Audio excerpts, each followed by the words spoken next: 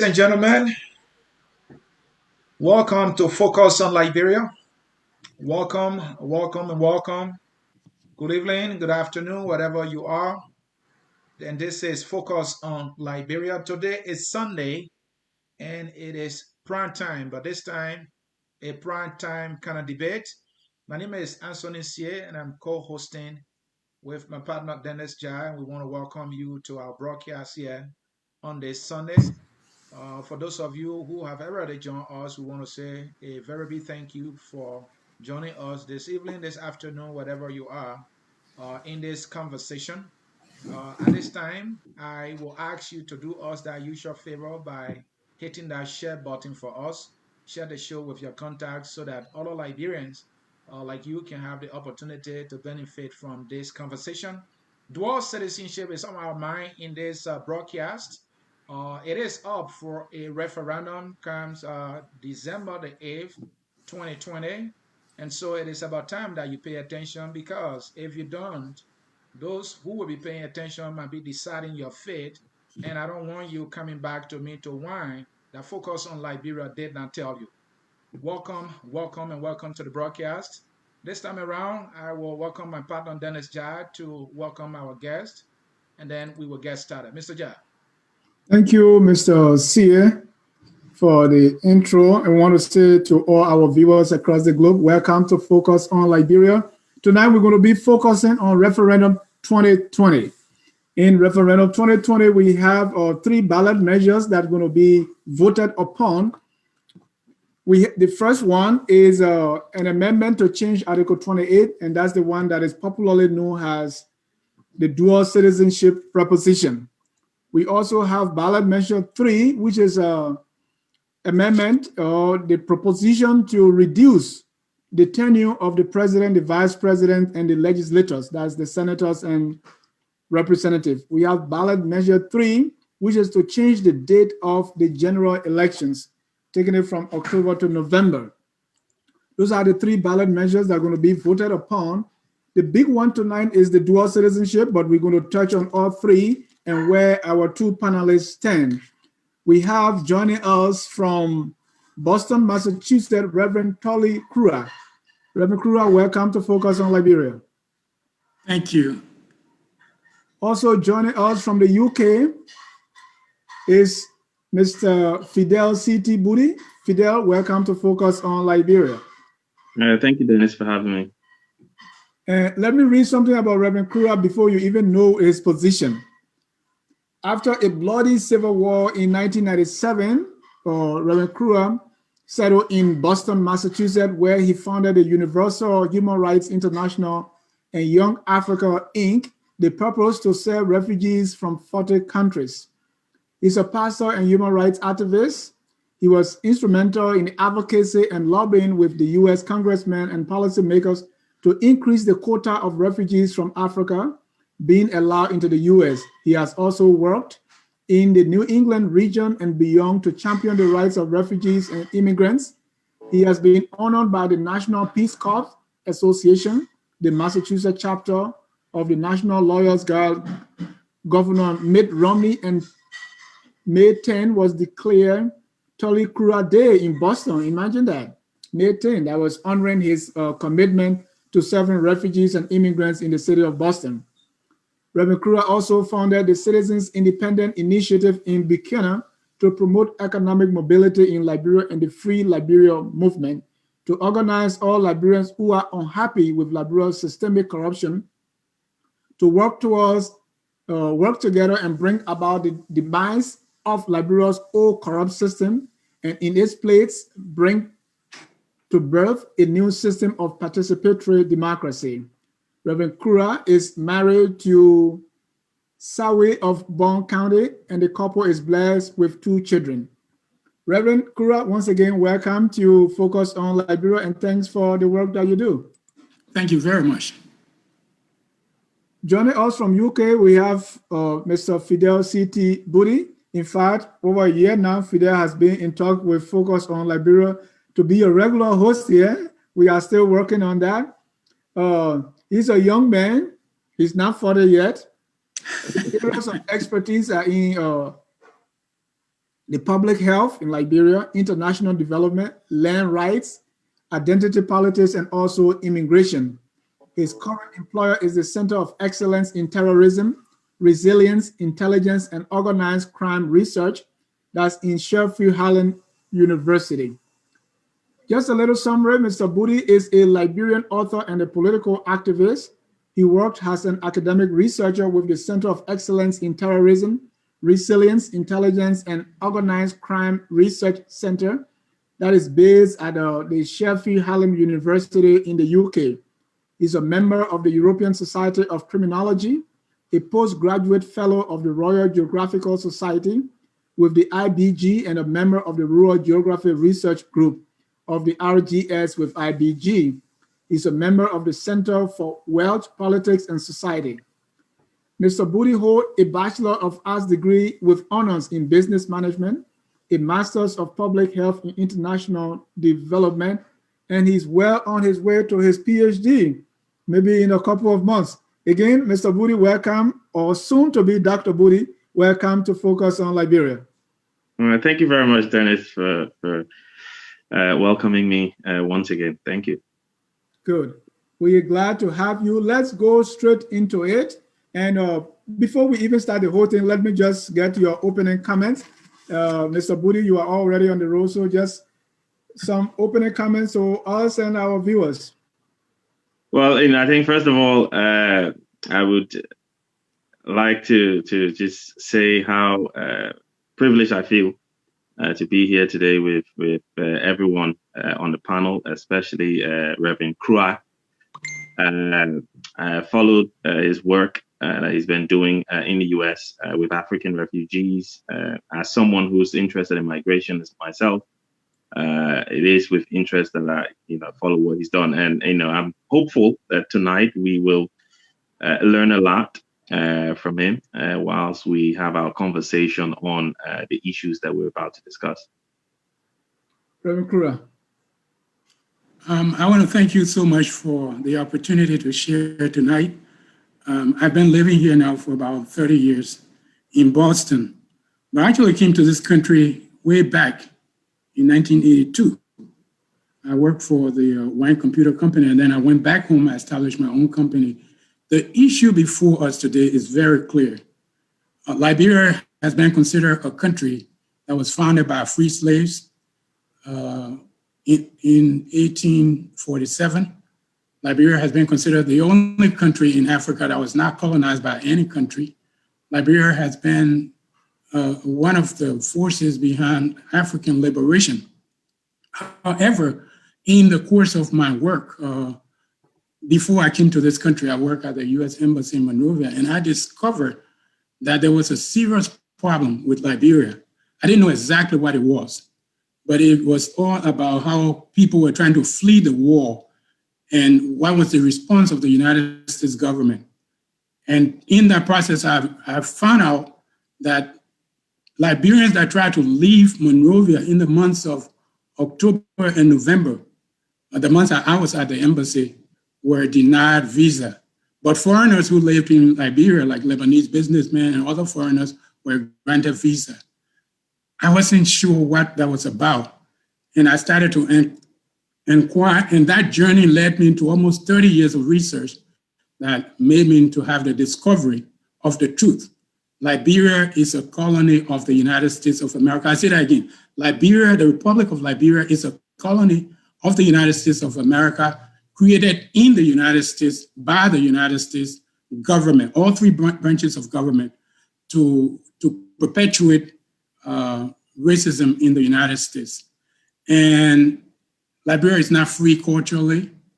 Liberia is not free politically. Liberia is not free at all. And the question that faces us today is, in the face of endemic corruption, of the rising cases of rape, of the excessive salaries and benefits of politicians in Liberia, and the fact that that country now is the poorest, one of the poorest countries in the world. Do we continue doing the same thing we have done since 1847, or do we take a new path? I propose that we take a new path to a new country. And to do that, we have to recognize what the truth of Liberia is. Who really founded Liberia and what was the purpose? And I think it has everything to do with the debate that we're having tonight. Thank you so much. Mr. Ansonisie, you heard Reverend Kruah well. You heard Mr. Budy. What's your take? And let's do this. And Dennis, thank you for turning it over to me. I just want to say that Reverend Kruah, assessment of our country tells me that he needs to come back here to tell us whether Liberia is actually a colony of Liberia. I will certainly be highly interested in that conversation. But that is not why we are here. And we are here to talk about dual citizenship. The dual citizenship team has been around for so long. And the bill, the proposal that we know that is up for referendum, many people disagree and many people agree with it, and want to hear these two gentlemen how they see it and how they feel about it and what would be their individual take on it. And so I'm happy to be here, and as we get into this conversation so that everybody can understand where they stand, and then we know we'll get a better understanding of what the dual citizenship proposal and the other proposals are all about. So I'm ready, Mr. Jha. Thank you. And ladies and gentlemen, if you are just joining us, this is Focus on Liberia. We're going to be discussing Referendum 2020. We have 3 ballot measures that we're going to be talking about, but specifically the bill on dual citizenship. So the first person to go here is Reverend Kruah, and this debate was sparked by an article that he wrote in the Bush Chicken online newspaper, asking us to vote no to all the 3 ballot measures. Mr. Fidel Budy read that and he was not happy. He responded, and I got in touch with them and said, let's do this. I know you are playing on Duantan Field. Let's go on ATS and have this match. So Reverend Kruah, let's start off with you. Your take on Referendum 2020, why you want us to vote no, what's your position on it and why? Well, Referendum 2020 is actually going to be the 4th referendum since Liberia declared its independence. My position on this is that the Liberian voters should say no to Referendum 2020. All of the questions, they should just vote no on all of the questions, because the idea of these referendums are deeply rooted in the purpose for which Liberia was created in the first place. Look, referendum is totally unnecessary at this point in time, because the Supreme Court has already made a decision. There was a case, a landmark Supreme Court case, Mr. Ivan T. Jallo versus the Republic of Liberia, where a young man who had gotten a Liberian, born Liberian that came to this country, and he naturalized and tried to go back to get a passport, and they told him, no, you can't get a passport because you are no longer a Liberian. He took the matter to court. Long matter short, the Supreme Court has already made a ruling. But more important than even the Supreme Court ruling is the question of inalienable rights. The inalienable right of a person, the right to life, liberty, pursuit of happiness, so far as American people are concerned, or even in Liberia, inalienable rights are rights given to human beings by God who created men in his own image. Those rights were not given by the Constitution, and they were not given by men, and it cannot be taken away by men.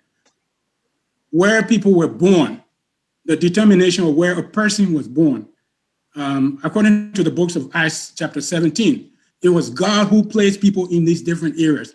All of the talents and skills that people got, is God that gave it to them. So everyone coming to this earth is given certain rights by their creator. And among those are life, liberty, etc. And so the question of people born in Liberia having Liberian citizenship is a done deal, not only based on the Constitution or not only based on the Supreme Court, but based on their inalienable rights. The Liberian government did not really give these people these rights. Those people were born in that place. They have that right. And so what is this referendum all about? this referendum is about deception. It is there to make people to think that government is doing something.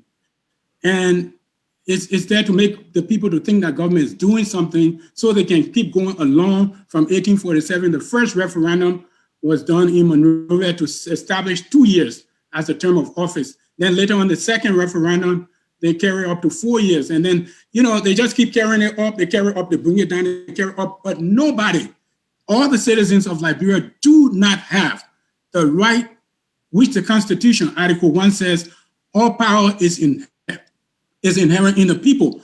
But the people of Liberia have absolutely no rights at all. And that is the problem. But they've been deceived to think that they have rights. And it goes way back to 1780 in the United States, before they created Liberia. Liberia, the name Liberia did not even come from us. Yeah. It was created. Reverend Kruah, just for the purpose, summarize for us why you say we should vote no to all three, and then we go to Budy. Okay, so point number one, that this referendum is a complete deception. The Supreme Court has already established that. Number two, people born in Liberia are already Liberia. You don't need to come and vote on a referendum again. There are more crucial issues in Liberia that need to be addressed.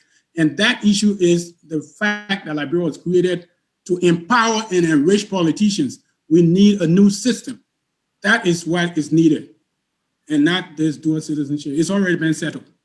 How about changing the tenure and also the date of the election? Why you want us to vote no? You vote no because, again, the whole Liberia thing is a deception. Okay. It's a complete deception. If you vote yes, you are legitimizing a corrupt system. This thing has lasted too long. It needs to end. And the only way it ends is people have to stop giving it oxygen. The oxygen is you vote. When they say vote, you vote. When they say jump, you jump. People have to say no. And they don't have to wait for December 8th to say no. We've already created a website that they can go on and say no right now. Thank you. Mr. Budy, what's your position on all three ballot measures? Well, I think, first of all, there are quite a few things that Reverend Kruah said that I would probably disagree with. And obviously, when we go through the conversation, I will address those things. I think, first and foremost for me, when I look at Liberia and when I look at changes that we need to make in Liberia, I look at it from the point of view of how it's going to benefit the ordinary Liberian person. I remember back in 2016, then Senator Joy Howard Taylor was interested in proposing a bill that was going to make Liberia a Christian nation. And they said, I'm a Christian, and I wrote an article saying that the title of the article was not in my name, because what I was saying is, look, there are more systemic issues that we need to deal with. Some of the issues that Reverend Kruah touched on: corruption, poverty. I work in public health, and we know Liberia's health system is horrible. Ebola has exposed that. Obviously, fortunately, the COVID situation hasn't gone far. But the point is, even with all of these issues that we have, I believe that the dual nationality issue has benefits for the ordinary Liberian person. And taking from some of the points that Reverend Kruah made in his paper, one of the things he talked about was the fact that by voting yes, and I think it just stated that, Liberians will be enabling a corrupt system to go ahead. And what I argued in my paper is, look, I read in the Observer newspaper that it cost a foreigner in Liberia $1,000 every year to register for a residence permit. There are people in Liberia that make $100 a month. $1,000 is someone's 10-month salary that you're going to pay to the government. So for Liberians now who are not citizens because their citizenship have been stripped of them because they've taken up the citizenship of another country, when they go to Liberia and try to invest in Liberia or do business in Liberia, they have to pay the government $1,000 every year. Now, by voting yes, that $1,000 could go towards employing a Liberian. So if you look at the number of Liberians who are in this situation and who would have to pay the $1,000 a year, by voting no, you're keeping that $1,000 a year structure in place, and you're still giving the money. That $1,000 goes to the corrupt government. So you're saying by voting no, we're saying no to the corruption, but it's almost like you're enabling them by voting no. In terms of the other two, I agree with Reverend Kruah on the term limit, and the reason I agree on that is because not because of the points that he made, but simply because, look, we can't afford it. Every time there's an election, we have to pay money to run elections, and we are complaining in the government struggling to find money. So if we reduce the terms from what they are now, that means we'll be having elections every 2 years compared to every 3 years now. So in a 6-year period, we'll have 3 elections instead of 2. And then you have to pay for 3 elections instead of paying for 2. So that's for me, I'm focusing on the money. That's where my attention is. With the dual nationality, with the term limit, is about the money. In terms of the third ballot option, which is to change the date, I remember we voted on this in 2011, and it didn't hold. There was a referendum in 2011 where I was in Liberia at the time. We were asked to vote on moving the date from October to November because of the rainy season. They said the rainy season doesn't end until the end of October, and they didn't want people standing in the rain. And the people rejected it then. I don't believe that people will vote to accept it now, but I would support that because I think if it means that logistically elections will be easier because it's not raining as heavily as it would be in October, then I would vote yes to move it. So in summary, on dual nationality, I'm asking people to vote yes because of the monetary benefits that Liberians will get. On the term limit, I'm asking people to vote no because it will cost us too much money to run all these elections. And then on the changing of the date, I'm saying vote yes because it makes it easier for more people to access the ballot. Thank you so much. So let's take them one at a time. Let's take the easy one first. And so the first one that you disagree on is changing the date, yes or no. And so we will take that one by one. Mr. Budy present his side on why vote yes. Reverend Kruah will follow, and then we'll ask you questions, and then we move to the next because the crux of this matter is the dual citizenship. So let's get the two out of the way very quickly. Mr. Sia, what do you think? Yeah, we can do that. And I just listening to Fidel, and he's about the money, how this thing can be handled in a way that it will save us money. And I can understand why he's saying that because the country is poor and they too much money we spend on these insignificant elections. I want to term them that way. That money could be used for something that will improve other sectors. And so he's saying that when it comes to the term limit, people should vote no, because if the people vote no, it means that there won't be election too frequent, and then we will be able to save money. So let me ask him this question. On the term limit, let's go. Let's take them one at a time before the questions come. So let me go to Reverend Kruah again. Mm-hmm. Let's start with term limits. You are saying no, give your reason, and Fidel will rebut. Term limits. The purpose for which Liberia was founded was to keep Africans poor. It was to empower politicians and to enrich politicians.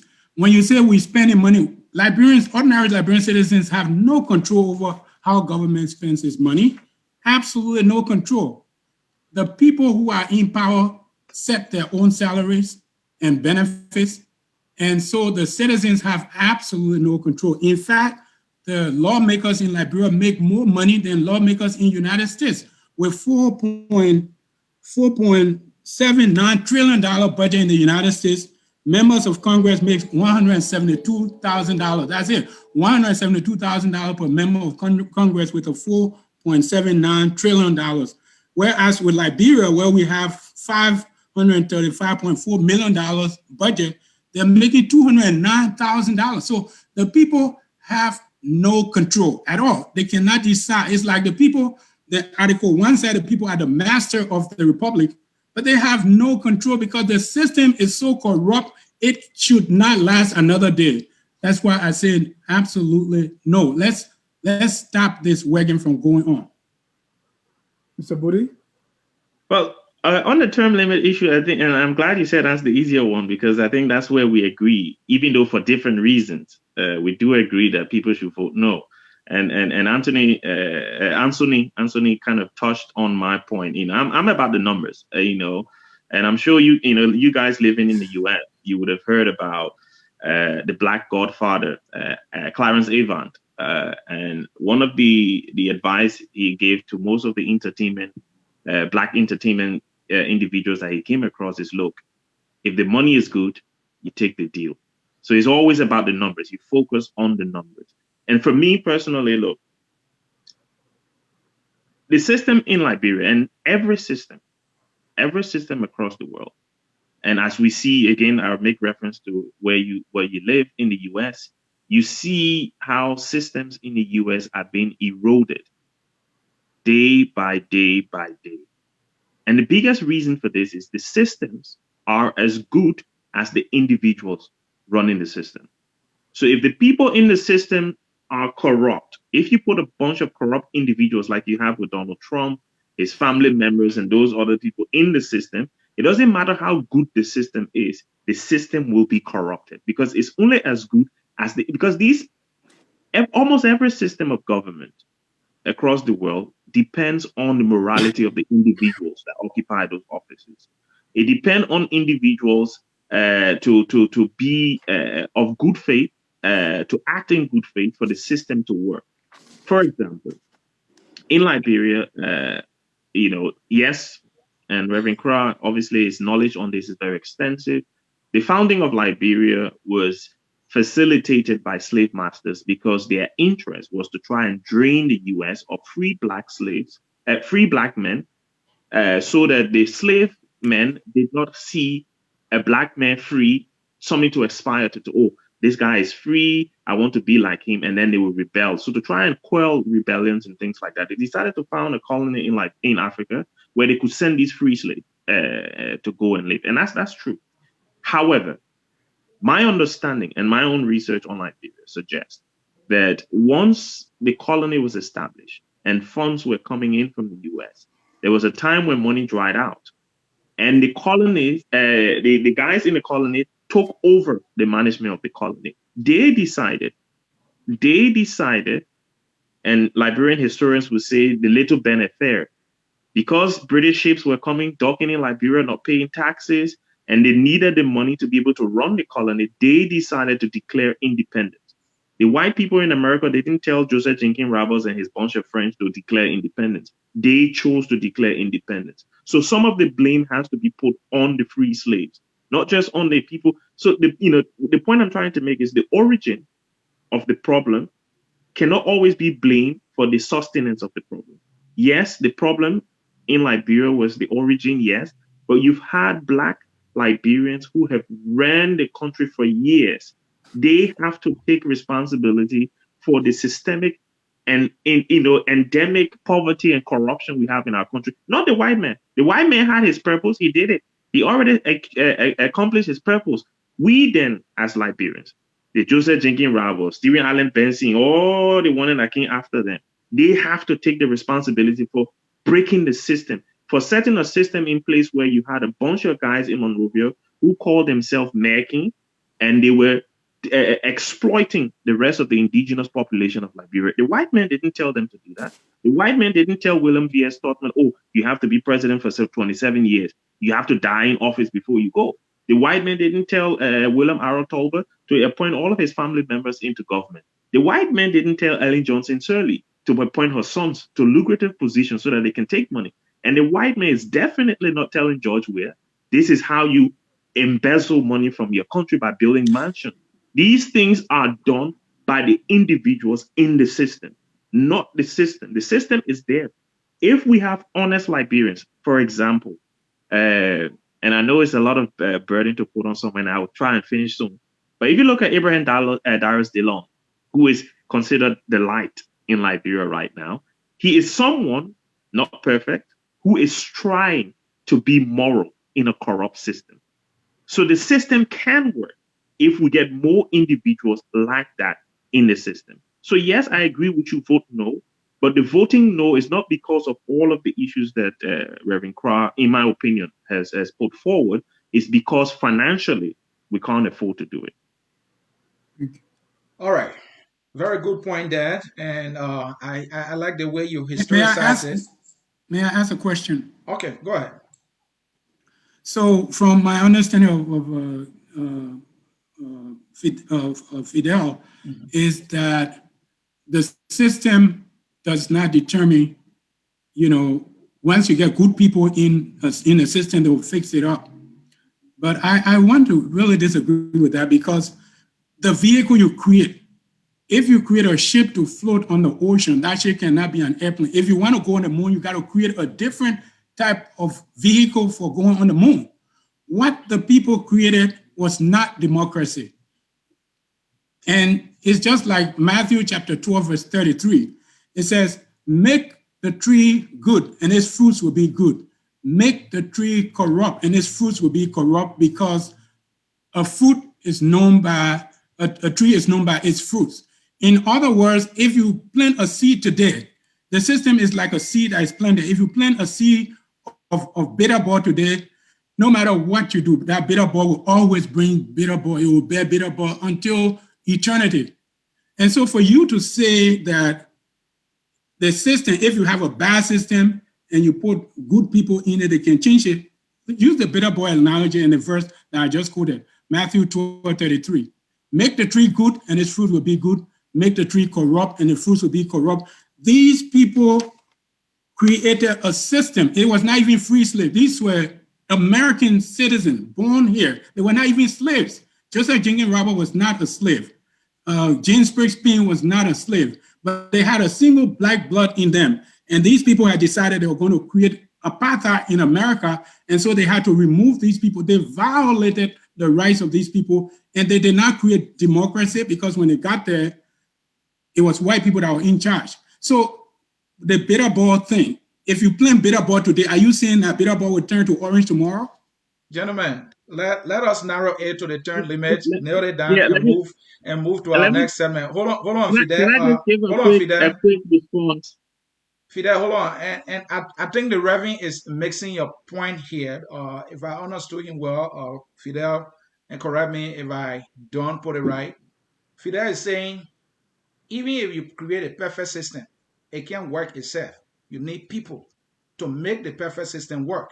If the people you put in that perfect system not working according to the way the system, in other words, you don't have individual of morals to make the perfect system work, it will not work. And you should understand that individual corrupt the system in the first place. It's not the system itself corrupting itself. So the analogy you gave, all right, about it's like say somebody give me fish and say, well, this is a fish for you. Few days later, if I don't put the fish in the refrigerator as a good person, that good fish become rotten.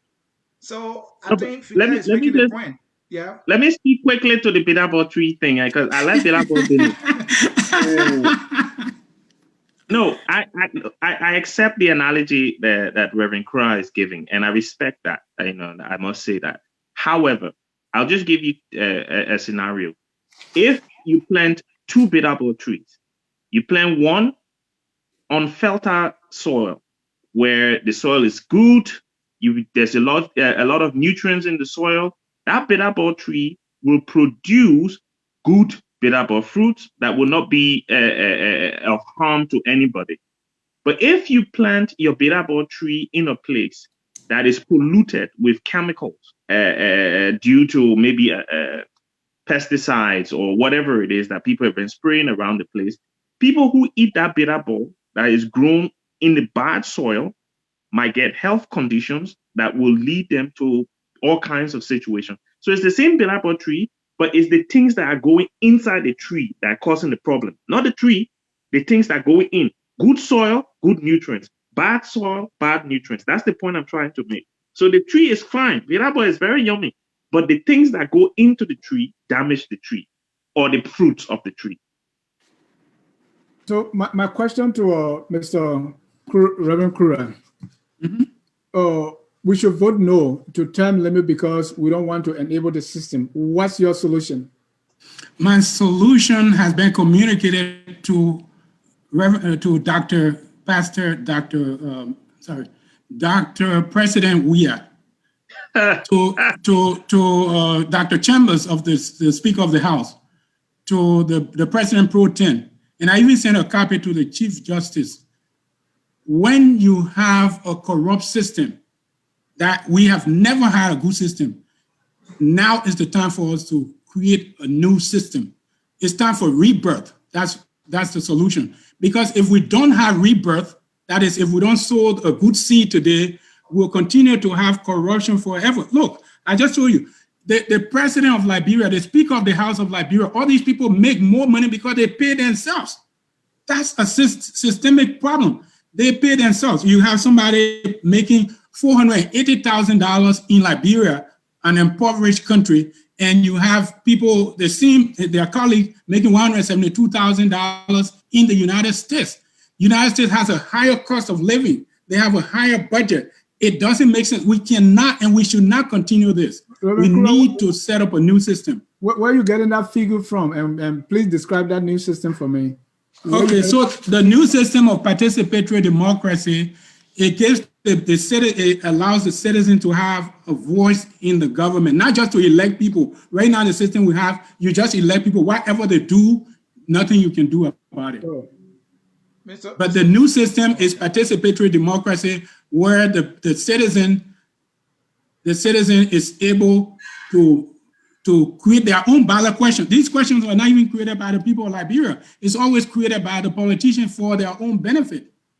And so that's why the new system, and the new system exists in the European Union, exists in Switzerland, exists in 24 states in the United States, where ordinary citizens can create their own ballot system to make law in the country. Mr. Reverend Kruah, let me come back to you. Creating a new system, your emphasis, you just in a way here, is that it should be participatory, meaning the citizen themselves should be able to decide, what system do they want. Is that what matters, or how good the proposal is that actually matters? Let's say, for example, we may have a wrong impression about the lawmakers. That doesn't mean they don't have any good in them to come up with a very good proposal that can be good for the country. So does it actually matter where it comes from? Absolutely, or how yes. good it is? Absolutely, yes. You see, the reason is this. In America, when the white people decided we're going to remove these people out of here, their reasoning was these people were inferior. And in 1847, when Liberia was created in 1847, they did not allow indigenous people to be part of it because they felt these people were inferior. Indigenous people did not participate in the government in Liberia to even vote until 1951. So when did we actually have independence? Not 1847, because they considered the indigenous people inferior at that time. And so it has to come from the people. Reverend, the government, it has to be a government. Let me share with you what has been coming from the people over the time. All right. There's no guarantee that because it comes from the people, so it's going to be good. We got to look at good based on a content. And it's now where it's coming from. All right. The people have voted over and over all the leaders we've had. That is something coming from the people. And it no. Let me learn. It has always turned out to be bad. So to assume here that the only way we change the system and make it better is to allow the people to decide, there's no guarantee there. What do you think? All right. So let me just read here. According to the people who founded the first Liberia that we have that I think is corrupt, they said the colonization of the free people of color will render the slave who remain in America more obedient. That's the purpose. More obedient, more faithful, more honest, and consequently more useful to his master. This is the sole object of that the society hopes to attain. And Reverend, that was history. I'm talking about now. We're talking about changing the law now. We are the current generation that want to change the law for our benefit and those coming after us. So let's forget about history.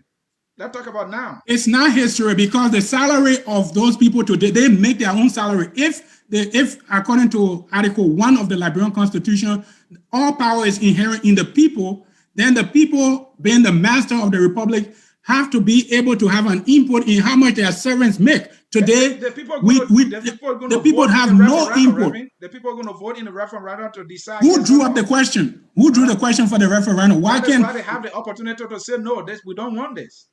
That's why I'm saying the people never drew the questions.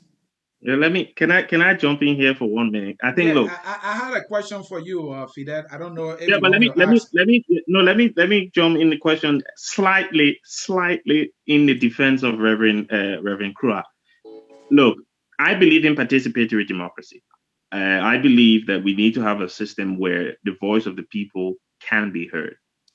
I personally believe that we should abolish the Senate in Liberia and just have direct representation, which would be the members of the House of Representatives. Someone will ask me, oh, how do you get confirmation that majority vote? You turn into the House of Rep. When the president appoints Senate to the House, the vote majority, the president confirms. So we will save a lot of money by getting rid of the Senate. They did it in Senegal. They did it in Senegal, and they're saving a lot of money. They've done it in Italy, and they're saving money there. So we have to, because Liberia does not have money. But when I say in defense of what Reverend Kruah said, history is very important for us. I believe that one of the conversations we need to have is why things have been the way they've been in Liberia under Americo-Liberian rule for so many years. We need to dismantle the problems so that we can then find solutions. One of my favorite scholars of all time is a French guy called Michel Foucault, who talked about punishment. And one of the things he argued for, he said, look, if we want to move forward, we have to learn from history. You can't move forward without learning from your history, because history helps you so that you don't repeat the things that went wrong in the past in the future. So I agree with Reverend Kruah that, look, there is something there that we need to tackle in our history that is contributing, because what we know, like I was in Liberia 2011, and when these guys were running around the CDC, one of the biggest slogans they were shouting, "Dawatan." So the mentality is that you go into government to take, and those mentality were developed not recently. It was those mentality were developed back in the 1800s when the Americo-Liberian elites in Liberia felt they could grab whatever they want, make themselves rich at the detriment of the rest of the country. So it is important that we have that conversation. But in terms of what we're discussing now, I think it's not irrelevant. I apologize. It can be considered, but it's not a major issue to be worried about. I believe term limit should not be voted for simply because of the money. It's going to cost us too much money. Mr. Budy, have you also been able to analyze the cost? Let's say a senator, instead of 9 years, is now 6 years, right? Or 7 years. Yeah, I think 7. So if you take the 2 years of the senator's salary, have you done the cost analysis to see where this cost is, and then all of that money? We are talking about running elections 3 times instead of 2. Have you compared the cost? There is no need to do that, Dennis. I'll just answer that quite quickly. There's no need, because if I'm in office for 6 years and then we have an election, someone's going to come to replace me. So we're not saving 2 years salary, because as soon as I step out, someone's stepping in, and that person gets paid from when so we're not saving any money by reducing the term. We're just having more election cycles because the point is, look, we have 9 years now. So if I'm there for 18 years, that's 2 terms. Yeah. If we change it, I can be there for 18 years, and that's 3 terms. I'm still making the same money. It's just 3 terms. So we're not saving. It's not like, when you vote me out, then 2 years or the 3 extra years, there will be no senator. Then we will save that money. No. Whoever wins the election comes in and start making their money straight away. So there's no need for that analysis on the point, because we won't save any money on salaries. Look, what we need to do in Liberia, and to Reverend Kruah's point, we need to look at the system. Yes. Can the system be improved? I agree. Yes, it can be improved. For example, here in the UK, there is a commission. Yeah, there's an independent commission that sets members of parliament salaries. Yeah, so the members of parliament don't set their own salary. There's a commission that is independent of parliament that decides based on the living wage how much a parliamentarian should make. So that's just a little, how they can call it, tuning that we need to do to our system. Yeah. Keep them as they are, but have a little commission with citizens on that commission. Say, look, your job is to decide whether 7,500 is what we want to pay our representatives, or what I suggest, you pay them 2,000. Pay every representative 2,000 and see how many people will run to be represented. Everybody will not be represented. No, 2,000 billion, where you go spend all your money for. So Mr. Budy, so are you now agreeing with Mr. Reverend Kruah's point that instead of putting Band-Aid on the problem, let us stop voting and get this right before we even move ahead? No, the system is good. We need to tune the system a little bit.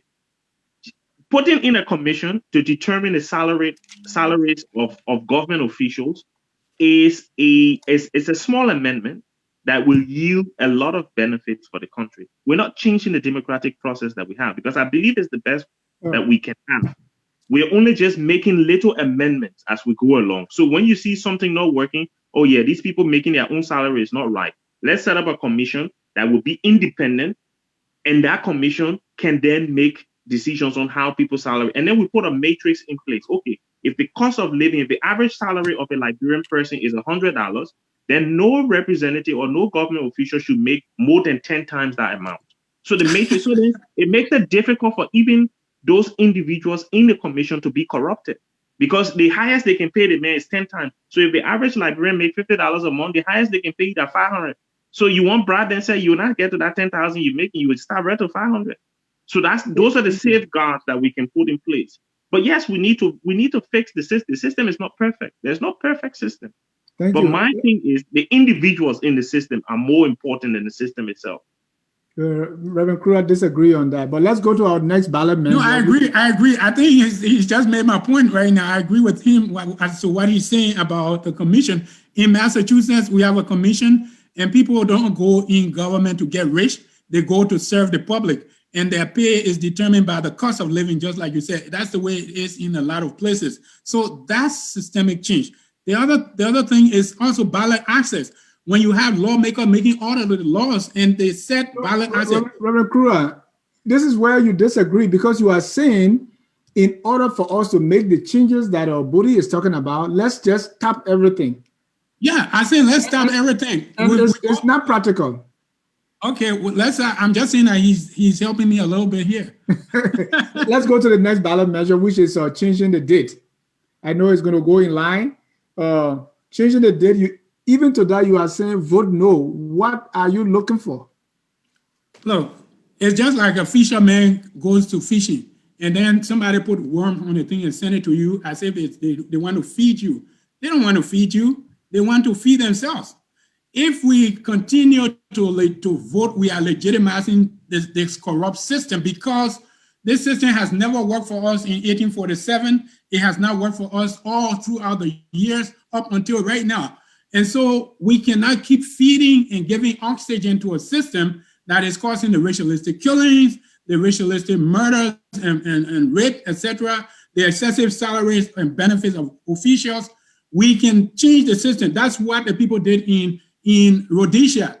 They didn't want Rhodesia anymore, so they changed the whole country and set up a new system called Zimbabwe.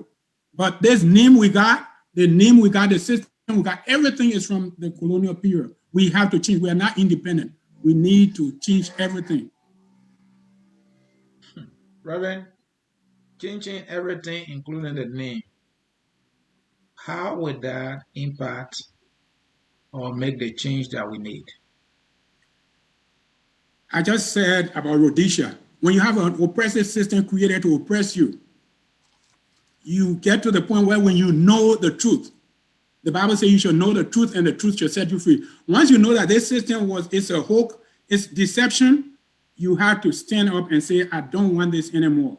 That's what they did in the Gold Coast. When Gold Coast got its independence, they got a new constitution. They didn't go with what the British had over them before. They got a new constitution, they got a new name, And that's what it did. Right now, if we create a new system, a new participatory democracy system in Liberia, the country name doesn't have to be Liberia, because Liberia is just a deceptive name that was given to us. We need to have an African name. Why should we even have Monrovia? Everything is against us. It was created against us by the United States of America, and these people, and they lie. Like the Grenada boy, they lied. They said they were not the colonial master of Liberia, which they are. Again, final question here on this one, Reverend Kruah. I wanted Fidel to come in first before we. Yeah, let me ask a question, Dennis. Do you think it is about what make Liberia to be Liberia today, or the people we have? Which one you think? No, it's not. It's not the people we have. It's the corrupt system, because of the ballot access. In Boston, if you want to run for office, you don't pay any money at all. You just get signature. In Liberia, you got to pay $10,000, and the $10,000, $2,500. Because they take all the money, they make it impossible for good people to get in government. They block the system. It's corruption. So it's not about we don't have the right people. We have the right people, but they can't even run. Look, George Warner, the former Minister of Education, he tried to run to be member of the Senate. Yeah, Senator for Grand Crook County. He gave up because he said the financial requirement was just too much. If a minister of government cannot do it, then what do you think? These people have rigged the system. That's how it was in the beginning. That's the way it is right now. We need to change the system to stop empowering and enriching politicians. That's how it was created, to keep us down, to enslave us. And they wrote it in black and white. All right. Thank you. Fidel. Yeah, a couple of things, Reverend Kruah, where, I think I go back to my point I made. We don't need to change the system. We need to make repairs to the system. For example, if it's going to be too expensive to register to be a candidate, then we need to lower the cost. We can't change the electoral system, just lower the cost of registration. So, for example, if they're charging people $10,000 to register their candidacy, we want to make it more accessible. We'll bring it down to 500 or whatever it is. Who's going to do that? We don't have power. No, but that it's only the lawmakers that can do that, and to do that, they get all the money. No, Reverend, you have to wait. Let him make a point. No. I know. I'm okay. It's fine. The point is, the people who make the difference are citizens. Yeah, and let me use the example of the United States. Right now, with the Black Lives Matter movement, a lot of Black people, the hope is, will turn out to vote in this November elections than they did in the 2016 elections. Because no Black person were on the ballot, most of them go, oh yeah, da. Now, it pinching them, they realize, no, we need to change things.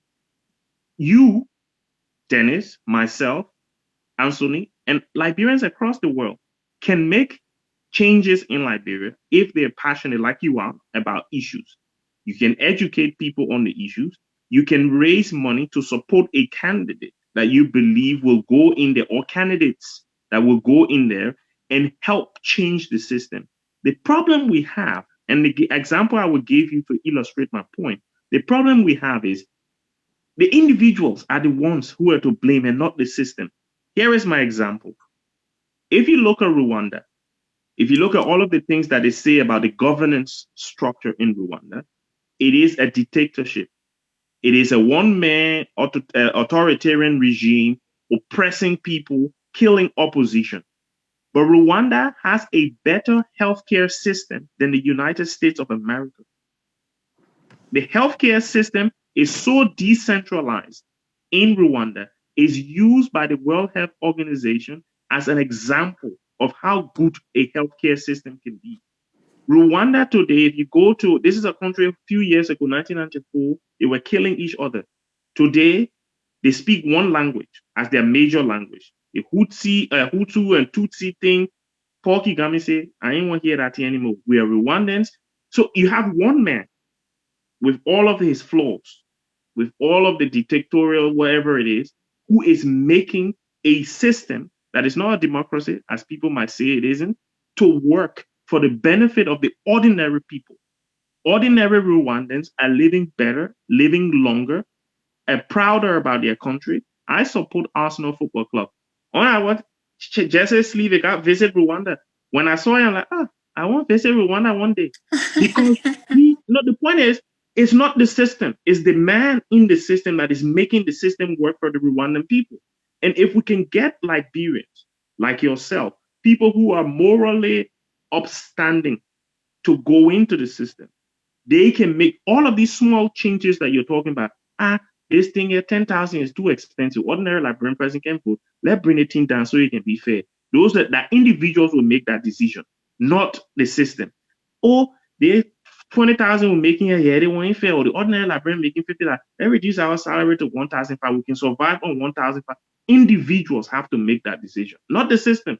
So even if you took democracy out and you brought participatory democracy in, and the individuals that go in at the same bunch is the analogy of old wine, new bottle. You bring the new system, you put the same old wine in, it will be smelling. It will not turn new just because the bottle new. It will be that same old wine. Mr. Budy, okay, go ahead, Mr. Sia, with your question, and then I can comment because the system. Yeah. Again, I continue to say I am a fan of the system. And I emphasized earlier that what I tried to ask Reverend Kruah over and over. We all want system excellence. System can serve as a guide, can serve as the plan, in which the people can work for their own benefit. But that system is useless without good people. And that's the analogy that Fidel gave. So I come back to Reverend Kruah. We can change all the laws, and yet if we elect bad people, the bad people will corrupt the very system. So in as much as we all want these changes to change the entire system, if we change Liberia and make it Grand Baron, it does not solve our problem.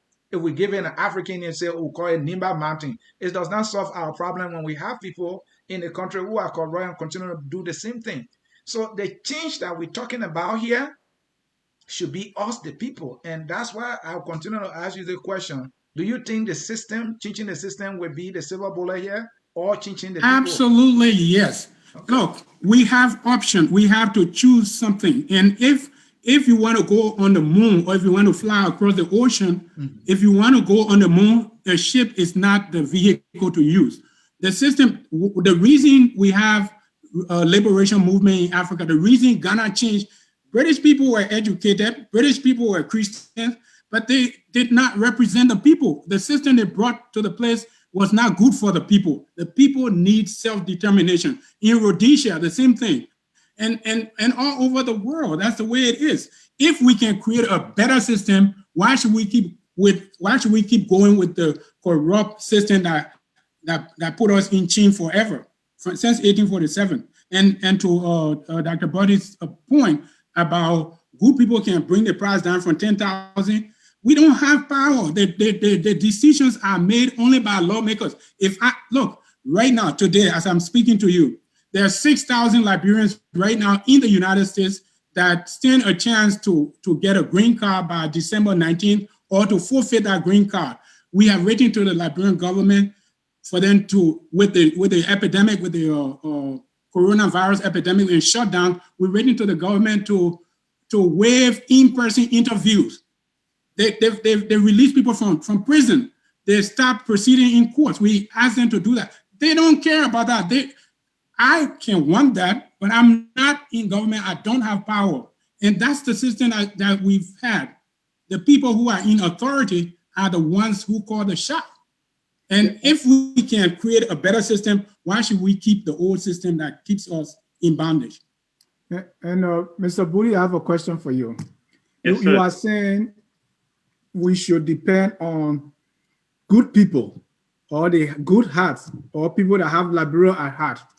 Let's say we here in this country and also in the UK, you have, laws, drunk driving, laws against drunk driving or using your seatbelt. You are telling me that let's leave it with the people. As long as the people are good, they're going to use their seatbelt.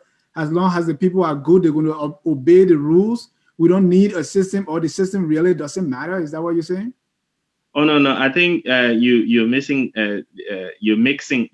issues here, because safety concerns and laws that are in place to prevent criminality. I'm not talking about those things. We're talking about all part of the system that is no. We're talking about decision. No. We're talking about order, keeping order, and then we're talking about governance. In my opinion, anyway, those are two different things. The laws on seatbelt, drink driving, those are laws to keep order, to protect citizens' lives. How people get paid, what direction the country is going in generally, those are issues that corruption and all those kind of things. Those are issues. Mr. Budy, that's part of the system, because if you set something out, that's how laws, how people should move, who gets what, all those are put into place, right? That's the structure that you create. If you want to make the argument that way, I'll give you an example. For example, you're not allowed by law in the US to use your public office to campaign for yourself. Yeah. Your president just used the White House for his RNC convention.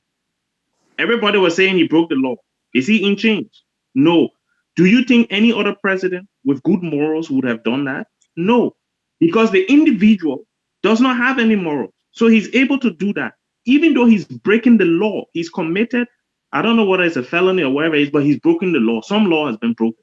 It's not seatbelt, it's not drink driving. He has broken a law. But nothing is being done because at the end of the day, all of the Republicans, and I apologize if any of you are Republicans, all of the Republicans are happy for him to do it because it serves their objectives. They want to stay in power. They want to keep corrupting the system. So they allow him to do these things. Again, it comes back to my point. Even in a country like the United States, where all of the laws, you have individuals breaking the law and getting away with it because of the people who are making the decisions. I'm not saying that the laws on the books are not good. What we're saying, and where I disagree slightly with Reverend Kruah, is that the system, and I think Anthony can agree with my point, we can't break the entire system down. Yeah, Reverend Kruah is calling for a demolition job. We are calling for a repair work. We say no, don't break it down. Let's keep it. It has a lot of good things. Let's take the windows out. Let's take the doors out. We'll put iron bars on. We'll put iron gate on instead of the old wood door, so that nobody will be able to break in anymore. So we are calling for a repair. He's calling for demolition. And I don't think the system we have need to be demolished. I don't think it's that bad that we need to break it apart. I think there are a lot of good things with the democratic process that we have.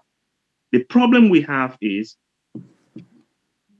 and when I said earlier that we need to look at our history, when the American-Liberian elites in Liberia undermined the development of indigenous people to their own benefit, so they didn't build schools. Most of our fathers that went to school in Liberia went to school because missionaries came to Liberia and built schools, not because the government built schools. If you go to the rural parts of Liberia, like I went to Ganta United Methodist School. The government of Liberia built Ganta Methodist School. It's the Methodist Church. So if the Methodist Church did not come, if the Catholic Church did not come, if the Lutheran, all these churches did not come, indigenous people in Liberia, the Topa Nantipo, the other one in our rioting in 1979, they wouldn't even know what they call riot because they wouldn't have been educated. So the system did not make them suffer like that. The system said you should build school for the population. The guys in the system said we'll build school for our section of the population. The system said there must be direct representation. The guys in the system said no, you need to own a house before you can be directly represented. So the individuals who were sitting in that system were the ones that corrupted the system, not the system itself.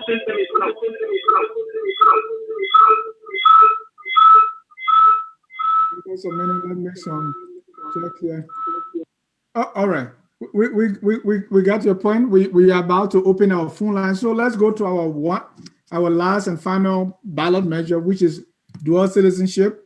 Mr. Budy like to call it dual nationality, which is I also like. So let's go to dual citizenship. Reverend Kruah, to me, you did not, you don't hate any of these things. You were only saying because the system is corrupt, the system is bad. So let's say no for now and throw everything away. And after we should have fixed the system, I don't know for how long, then we can come to this. Make your point on dual citizenship. All right, I will. Article 1 of the 1824 Constitution of Liberia reads, all persons born within the limits of the territory held by the American Colonization Society in Liberia, in Africa, or moving there to reside, shall be free and entitled to all the privileges as are enjoyed by the citizens of the United States of America. Look, there are so many benefits Liberians supposed to have that they don't have today. I told you my journey started from the United States Embassy when everyone else was being given visa, but Liberian citizens were singled out to be denied visa. 10 presidents of Liberia were born and educated in the United States. Today, most of our top officials of government have access to the opportunities in the United States. President Salif lived here, her houses, her children here, President Weah, et cetera, et cetera. A lot of the people. What's about the ordinary citizens? Every year, right now, the United States Embassy in Monrovia makes thousands of dollars denying Liberian people visa to come to America. At the same time, 22 million people from 39 countries come to the United States without a visa.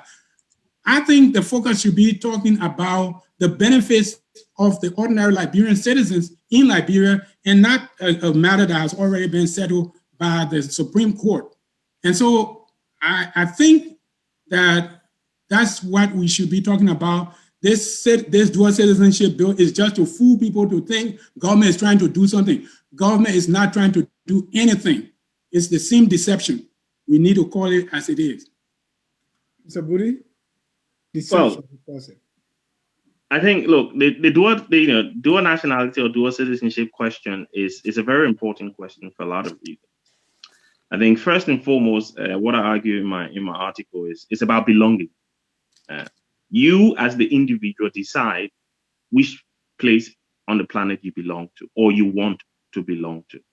For a lot of Liberians, and obviously I will admit, I read the Supreme Court decision when it was in the paper. I've not read the actual written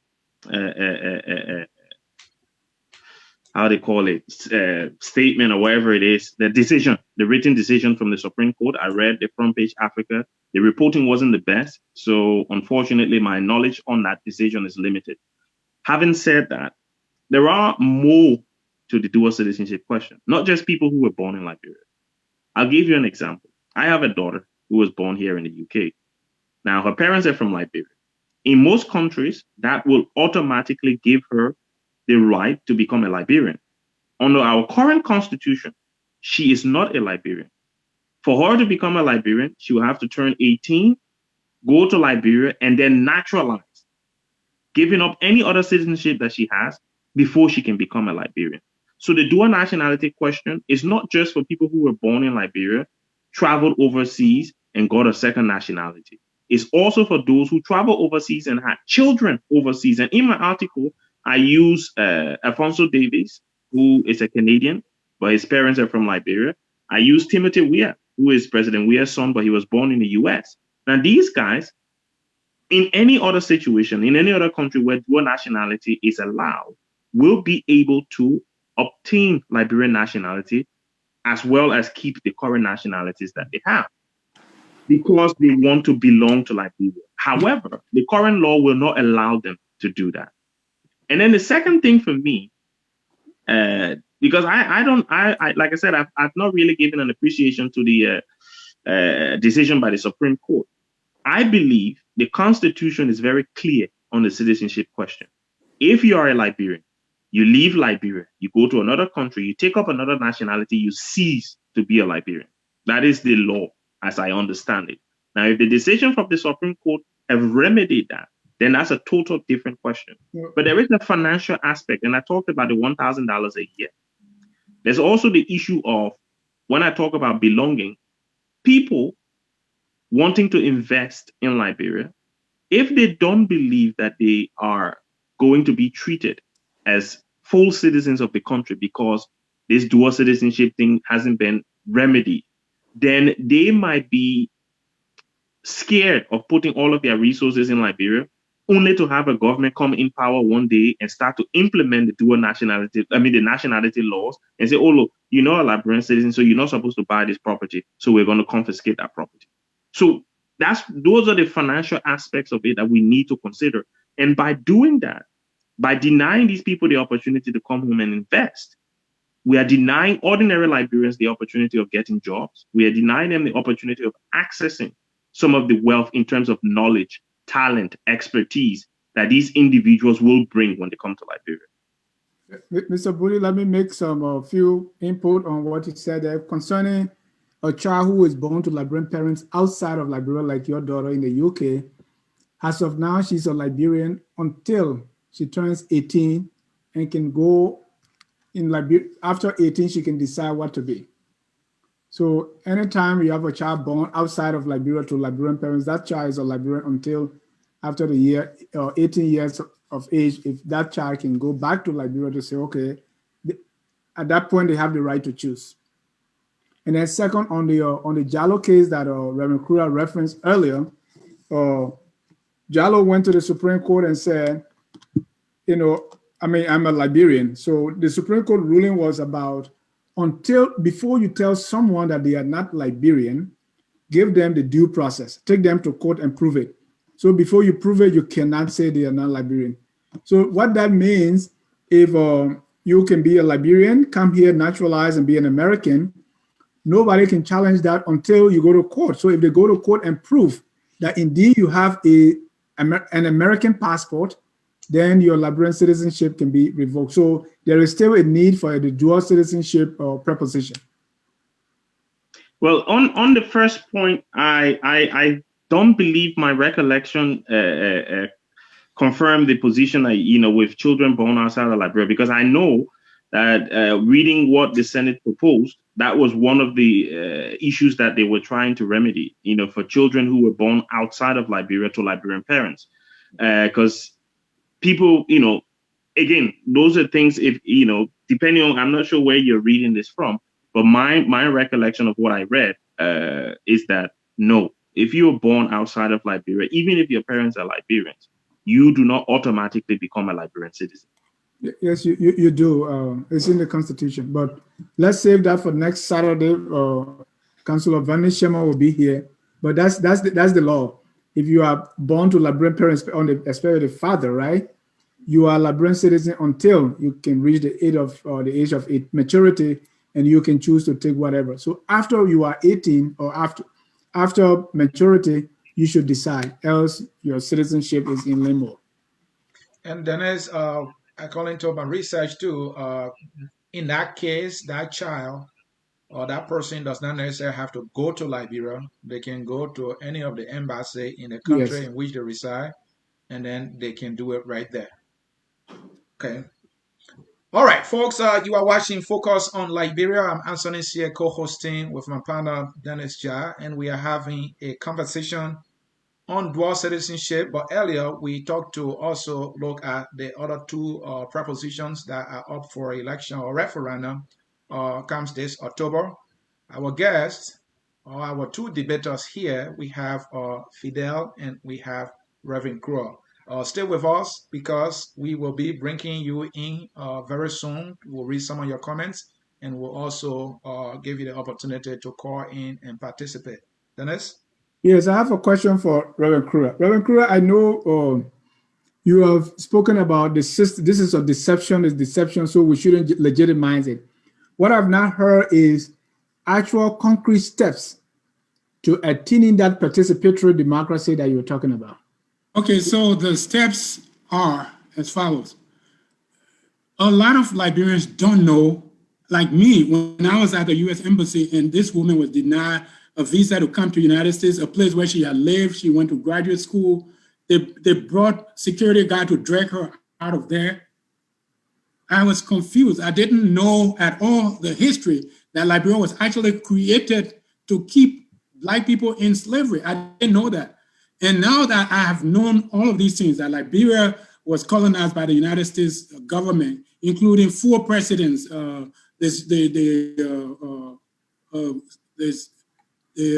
Chief Justice Marshall, Associate Justice Bourgeois Washington, etc. Once I've known all of these things, that these people actually own slaves. Bourgeois Washington, James Monroe, they actually own slaves. They never freed a single slave. And once I knew these things, the next step is to bring it to the attention of the authorities, those people who have been elected to represent us, so that we can have a public hearing about this particular thing, about the purpose for which this country was created and why it has been this way all these years. And after the public hearing, then you have to have a sovereign national conference. If it is discovered, if indeed this country was created to enslave people, as we have found, then what the people did in Ghana can happen. We can have a sovereign national conference where the citizens can come together. The citizens of Liberia in 173 years have not been able to come together as citizens to craft a law at all. All of the legislation, even the first one, they excluded people. All of these things have been done by politicians just to enrich themselves. And so we need a system where we go to the sovereign national conference. The first thing is the public hearing to determine the truth. The second thing is the sovereign national conference to come up to a consensus about participatory democracy or whatever we want to have to rule us. And then, of course, the third thing is to have a new constitution that is going to reflect the aspiration of people, not based on whether this person is native or whatever, but based on what the people want in general. You know, those are the steps. So Reverend Kruah, you are confusing me here, because to me it has become the chicken or the egg scenario. So what you're saying is the ordinary Liberian people do not have the power to make these changes. Yes. And what you are saying about the national conference, the public hearing, the changing of the constitution, all this would depend on the corrupt people that you described, right? No. So let me lay here. So now, yeah, if we don't chip away the power through these propositions, how are we going to arrive? You know, how do we submit ourselves to the same people, the same system that you describe as corrupt? Very easy. Those changes today, right now, there are, I don't know the number of voters we have in Monrovia, in Montserrado County, for example. If the people in Montserrado County, if we are able to do enough public education in Montserrado County for the people to know that they are the one that give oxygen to the corrupt system, and they decide to withhold their vote, it's going to force the people that are in government to agree for us to have a public hearing. And the public hearing is going to lead to a sovereign national conference, you know, where the citizens themselves can participate to deliberate on the system. Because I can tell you, if you walk on the street in Monrovia, Liberia, or anywhere in Liberia and ask them a question, are you the citizens, the master of this republic? They'll tell you no, it's the politicians. When you ask, is there any way for you to regain your power? They will say, no, there's no way for me to do it. And this is the way that we're bringing out. First, you got to discover the truth, because the system is rigged against the people, and it was created to keep the people down. And it has been working very well. Just how it was created is how it has been working and continues to work. Cecilia, are you saying something? We are not hearing you. We're trying to. All right. At this time, or we're going to. Can I just say, no, 1 minute. Can I just say something to clarify? Because I just had a quick read of Article 28, and it does say that it's not clear actually in terms of where the president. Just say anybody who's born and their parent is a Liberian. Doesn't say if you were born in Liberia or overseas. But the point is, when you turn 18, you still have to give up one of your nationalities. Yes. You can't keep both of them. Correct. And the whole point of having dual citizenship is so that you can keep two nationalities. Because an individual can choose to be, like you have Chinese American or Jamaican American or Afro-British or whatever it is. An individual has to be able to choose who they are.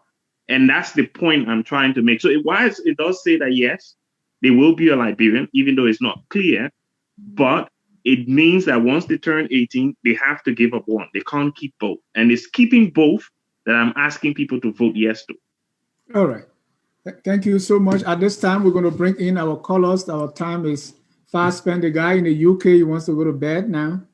No, let's go. Don't blame me. Don't blame me for cutting the conversation short. Yo see how No, you it's like let's bring in Mr. Jimmy Eastman. James, you are live. Hey, Ja, you hear me okay? Yes, sir. Okay, very good, man. Hey, Anthony, how are you? Brilliant. I enjoy your guests, Mr. Kruah and Mr. Budy. I do listen keenly to a lot of your deliberation. And there's a lot to unpack there, but I just got a little bit of time. First of all, I think Mr. Kruah, he says, yes, let's take these things wholesome. Let's do a wholesome approach to this. Let's re-examine the system and see if it works for us before we start just making any, patches to it. And it is reasonable, but how practical is it? Because now you're talking about going into an investigation of an entire system. Yes, we've heard of participatory democracy as opposed to representative democracy, but it's kind of complicated. And I think where our democracy really went wrong, it was not that so much it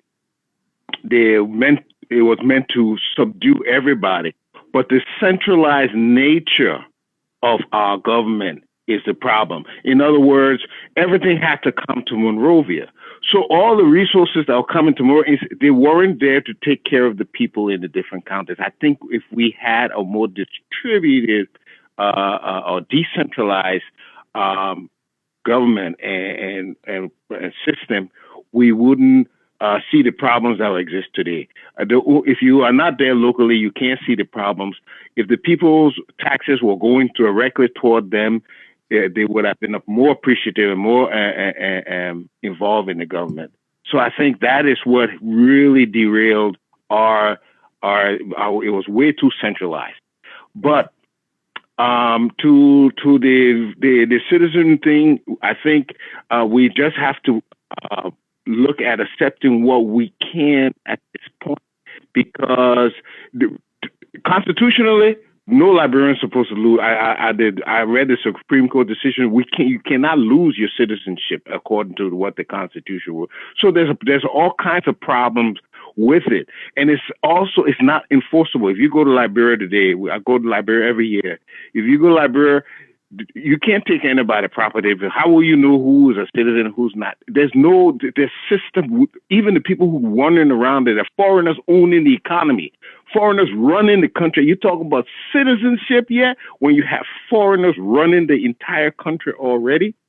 So we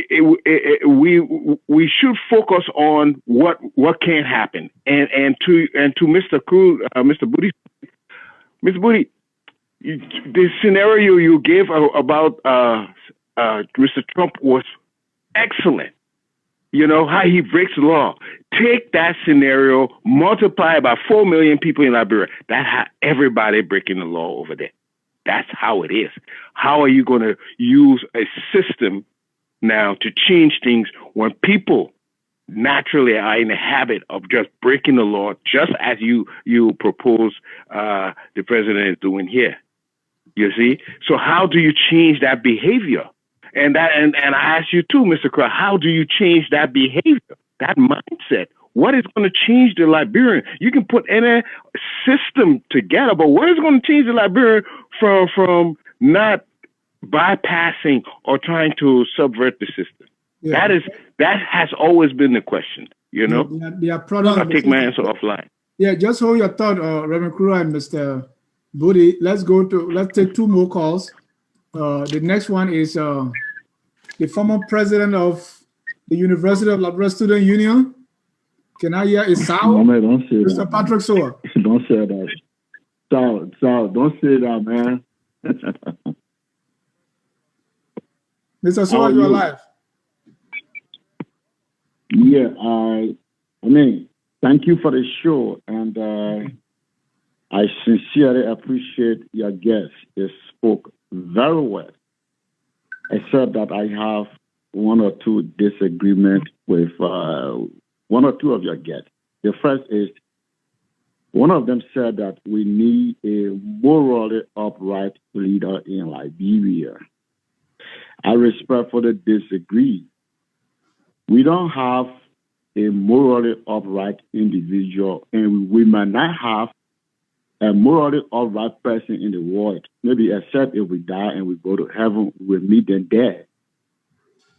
That word morally upright, those are just subjective choices that are used in response to subjective conversation. So we don't have that and we will not have them.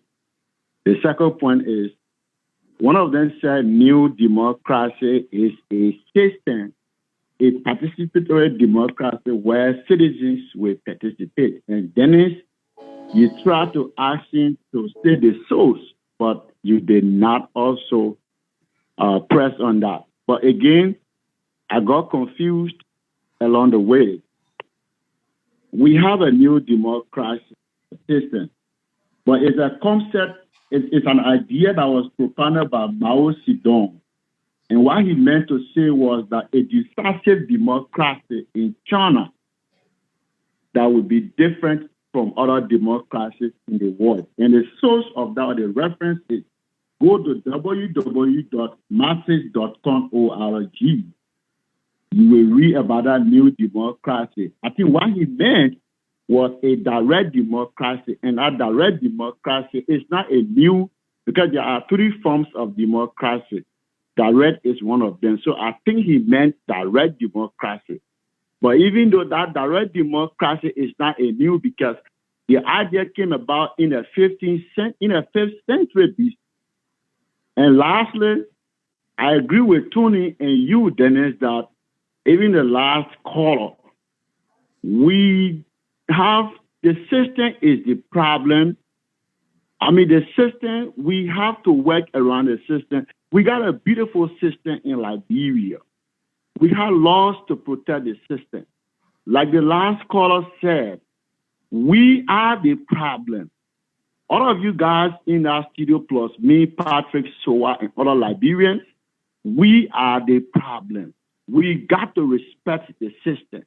When you respect the system will in return, do same to you. If you didn't respect the system, if you break the law is going to break you down. So the system is there. All we have to do is we have to respect the system and work around the system. It's going to work for us. And that is how America is. Thank you. Thank you. Let's take our last caller for the night. That's Dina Wea. Am I getting the name right? Yeah, it's close.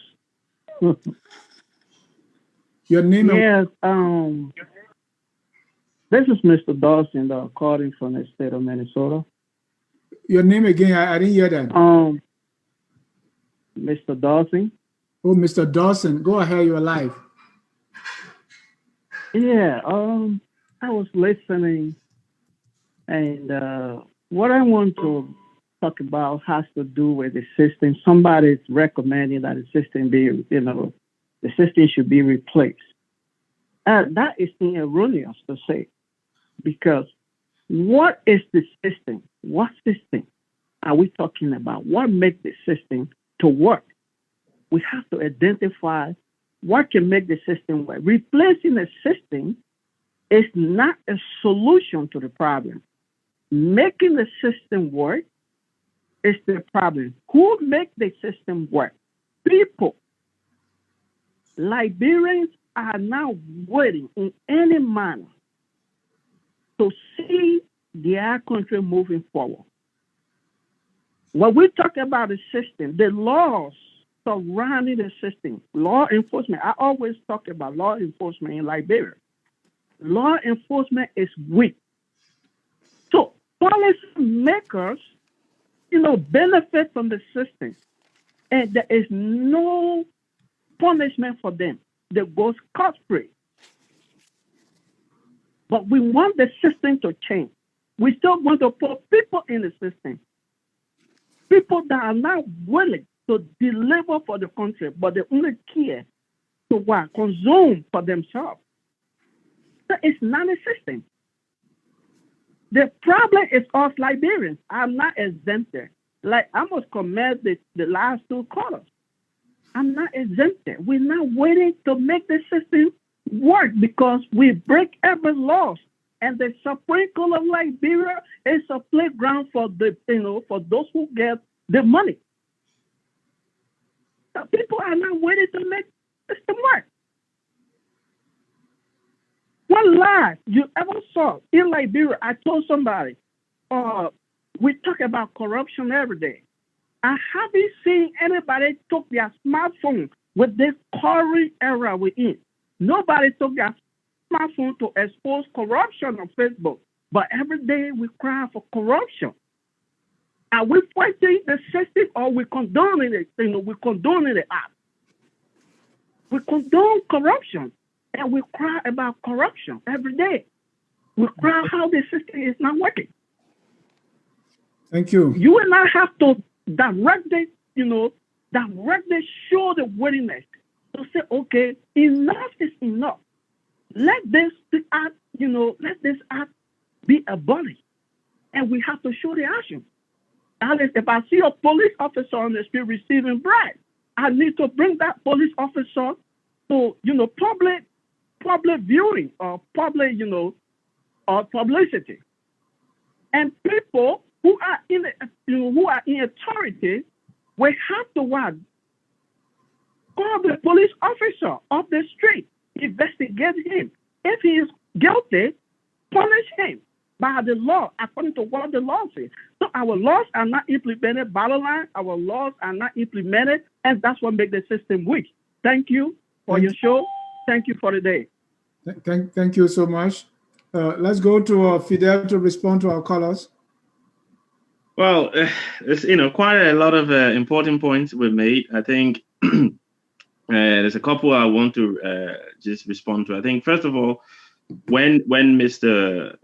Sue, the former president of the University of Liberia Student Union, when he said that there are no morally upright people in Liberia, I vehemently disagree with that. There are a lot of people in Liberia who are upright. I've encountered many of them in my life. I know some of them personally who, even though people might say, some of them are outside of the system, but there are people in the system who are upright and who are doing things by book. So I disagree with that. I disagree that we can't find people who are upright in Liberia to make the system work. The other thing, and I think is responding to the last caller, and to the first caller as well, when they said that, we need to respect the laws and we need to do things as Liberians to make the system work. Again, and I'm glad that Anthony agree with this point as well. The people in the system, the guys who are controlling the system at the moment, are making the system impossible for us to be able to. I gave you an example. 2011, April, I went to renew my passport. And I decided, you know what? I'm not going to do that behind the house thing we can do. I will sit in the line. I will arrive there at 8 o'clock in the morning, like they said I should arrive, and I will go through the process. My brother, by 3 o'clock, I was still waiting to do the interview, because you're supposed to do the interview, and then you go and do your pictures. You do your payment, and then you do your pictures. It took me, I think there were about 20 people ahead of me. It took me almost 7 hours before I could even get to the interview. By the time I got to the interview, I look at the thing, I'm like, I've wasted 7 hours of my day. I know people in this place. Why am I sitting in the queue? So then my set got frustrated with the whole thing and start calling my people I know about your country, get my passport quickly so I can go. The point is, there are people who want to play by the rules, but the individuals in the system make it so difficult, because the only way they can corrupt the system is when the system is difficult to navigate. If you go to the bank, if it was easy to go in, get your money and come out, you won't tip somebody to make you get your money quickly. So they make the process so hard. People go, they stand in line for all day. They say, they play close, come out tomorrow. They did it, no, they close it, come. Somebody look at it, think for London, they'll say, let $10, make me get my thing. So the people in the system are making, not just government, it's every system we have in the country. people in the system intentionally make it difficult for people to navigate so that people can then pay for the privilege to navigate. And that's how the corruption is going on. Thank you. Mr. Reverend Kruah, your response to the callers? So my response to the caller, like Fidel just said, to say there are no upright people or no right people in Liberia, they should say, I have not. He said not just Liberia, but the world. Yeah, he said in the world. Well, I think I agree with Fidel. You can't say, you should say, I've not seen it, but you can't say they don't exist at all, because Abraham was upright, or at least he was accepted as a friend of God. But what I have to say, the most important thing is that I went to school because my father built a school. It was not built by missionaries. It was not built by anybody. And my father didn't even have formal education. He and his friends built a boarding mission. That's where I started my education. You know, when people paint the whole republic with a big brush and say, people who live over there, they are all corrupt, or they cannot stand up right, they can't do the right thing, I don't believe that at all, because I know I've experienced that myself. But the system, I say, is the problem, because I read on paper, we are creating this place to keep Black people enslaved. I read that myself, and I know that that is corruption. When the government officials set their own salary, no company is going to survive for a week if you allow all the people in there to be able to set their own salaries and benefits. The system is broken and corrupt by design. That's how they wanted the place to be. They didn't want it to prosper. The ballot access for you to run for office in Liberia, the cost is so high that it's not at the level of the citizens. And so those people who come through that process, they don't even have any allegiance to the country. They are more there for business, to get rich. Like the vice president said, it's our own time to eat too. You know, that's sort of a sentiment. The arbitrary manner in which things are. The power the president has to appoint. President appoints so many people down to the sheriff. President appoints all of the top, the public corporation, heads of public corporations, ministers of government, superintendent of counties, concessions. If you're going to do a business investment like Liberia, all of these things are the norm. They are doing it. George Weah, President Weah, did not create these things. This is how the system was set up in the beginning, and that's how it continues to run. The salaries and benefits of the Liberian politicians. In the state of Rhode Island, with $10.9 billion budget, the lawmakers make $15,000 a year, $15,000 a year, because of the cost of living standard, like what Fidel was talking about. Today, the U.S. Embassy in Monrovia is taking over millions of dollars from poor Liberians. The government is not going to talk for them, because all the top level government officials have access to America, but the ordinary citizens don't. When you interview people and deny them visa based on their nationality, there's nothing, it's completely wrong. Well, at the same time, they are allowing people 22 million people from 39 countries to come to the United States. Some come for temporary work, come for au pair, come for all kinds of things, but we cannot. So then I go back and I read on the paper that Article 1 of the 1824 Constitution of Liberia reads that all persons born in the limits of the territory held by the American Colonization Society in Africa are entitled to all privileges as are enjoyed by the citizens of the United States. I think today is the time for us to not just think about ourselves because we are in the diaspora. Let's think about what we can do for our fellow in Liberia. And the only way to do that is what the Ghanaians did. People on the Gold Coast, they decided we need a new system. We respect the British, but we need a new system. In Zimbabwe, that's what they did, and that's what we need to do now. Unless we change the seed and sow a new seed, we will continue to reap the fruits of corruption in perpetuity.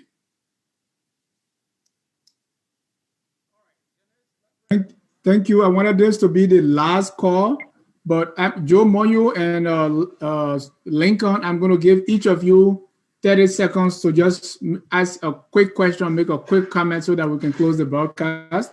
Our time is fast spent. So Joe, let's go. You have 30 seconds. Okay. Well, the tragedy is that, we're still having this conversation about dual citizenship. I mean, when you look at it from an economic standpoint, Liberia has one of the highest in terms of percentage of remittance for population, one of the highest in the world. I think it was like number 2 or number 3 next to Mexico. So we, the members of the diaspora, we actually got the economic wheels turning in Liberia, because if, say, for instance, if the diaspora say for 6 months we're not sending any money to Liberia, we'll all get together and say 6 months, that country economically will collapse. And we also need to understand that the drafters of the Constitution, they put that language about citizenship in that language of exclusion in the Constitution for the survival. I mean, at the time they wrote that Constitution, you know, the whole of Africa were going through European, you know, there were European predators everywhere. Thank you. Willing to come in and, you know, take over countries and all that. So for their own survival, they put that dual citizenship. So almost 200 years, we're not supposed to even be having this conversation. Do like Nigeria, Ghana, Sierra Leone, they all got rid of those dual citizenship clauses. And that's what I have to say. Thanks. Thank you. Let me take the last caller for the night. Last 4 digits, 6473. Your name and where you calling from? My name is Momo, calling from Lincoln, Nebraska. I just want to speak briefly, you know, in favor of the system. I believe that a good system is the right way to go. It should be the reliance, you know, is what we should rely on as a human being. Because if the system is in place, everybody will do things, you know, somehow accordingly. You know, we cannot say, oh, we got to put good people. What is the definition of good people? Because you can see John Brown to be good. You don't really know his heart, you know. And he is good to you, but he might not be good to another person. You know, like the senior brother said, you know, you are making reference to Dylan. A lot of people take Dylan to be good, but others don't consider him to be good.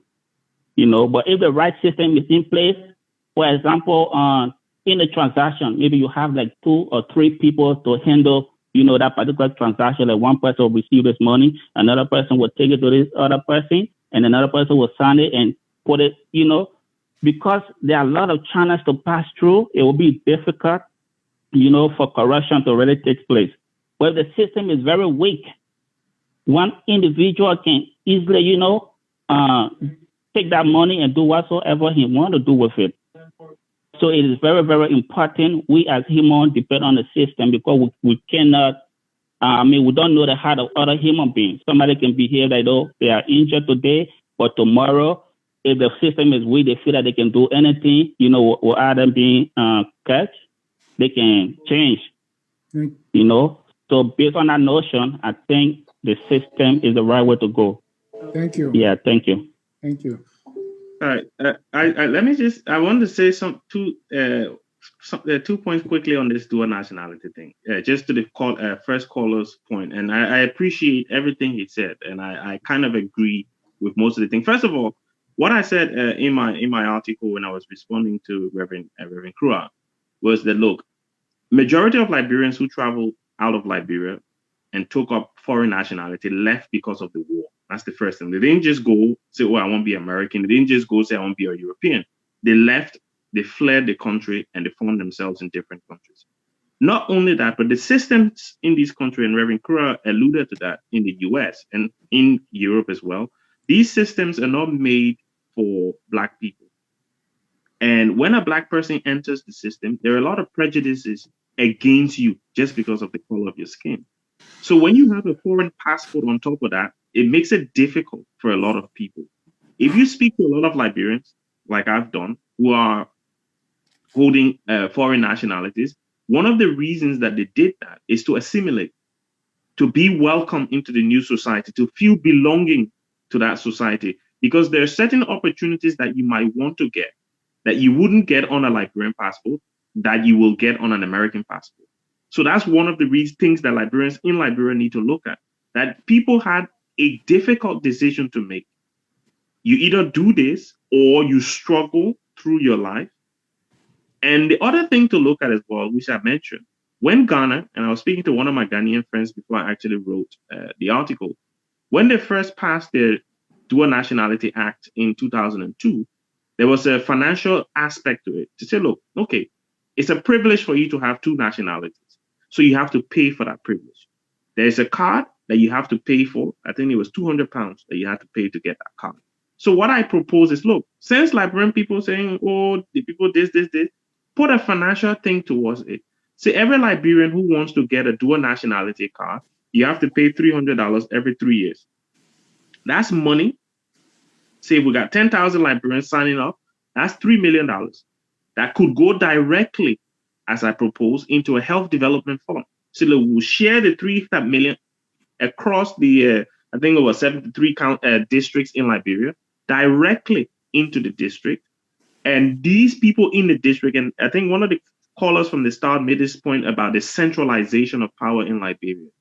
We have to decentralize power. And one way we can start that is by setting up health boards in each county district to say, look, we'll divide the 3 million. Here's your little 5,000. Here's your little 10,000. Spend it on the health needs of your district. That way, we can then entice Liberians and say, okay, I can see the benefits. And again, I come back to the numbers of voting for dual nationality, because John Brown will have to pay for a card.